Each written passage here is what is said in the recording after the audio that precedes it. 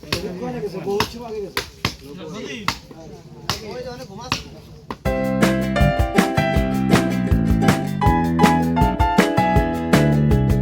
বন্ধুরা, আসসালামু আলাইকুম। কেমন আছেন সবাই? চলে এলাম আবার নতুন একটি ভিডিও নিয়ে। আপনারা দেখতে পেয়েছিলেন গত দুইটা ভিডিওতে এই দুইটা গরু আমরা কিনেছিলাম 4,04,000 টাকা দিয়ে।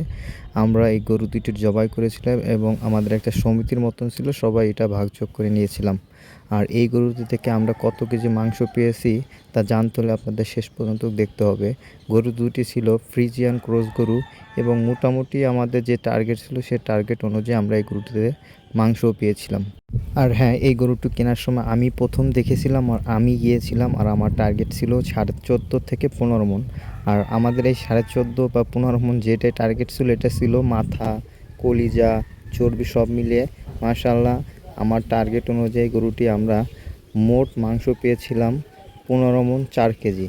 তাতে আমাদের মোটামুটি খারাপ হয়নি, অনেক লাভ হয়েছে বর্তমান বাজার দর হিসাবে। বর্তমানে সব জায়গায় সর্বনিম্ন মাংসের দাম ছিল 750 থেকে 800 টাকা।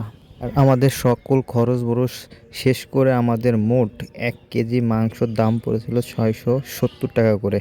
তাতে এই হিসাবে, এই বাজার হিসেবে অনেক লাভই হয়েছিল বলতে পারেন। আর মাশাআল্লাহ, টার্গেট যেটা ছিল সেটাই পেয়েছিলাম। আমরা ঈদের আগের দিন রাতে এটা জবাই করেছিলাম এবং ঈদের দিন সকাল ভোরে ফজরের নামাজের পরে আমরা সব ভাগ বটোয়ারা করে নিয়ে গিয়েছিলাম। মাশাআল্লাহ, অনেক সুন্দর হয়েছে, অল্প দামে আমরা মাংস পেয়েছি। আসসালামু আলাইকুম। সবাই ধৈর্য সহকারে এই ভিডিওটি দেখার জন্য আবারও ধন্যবাদ। আসসালামু আলাইকুম, ভালো থাকবেন সবাই।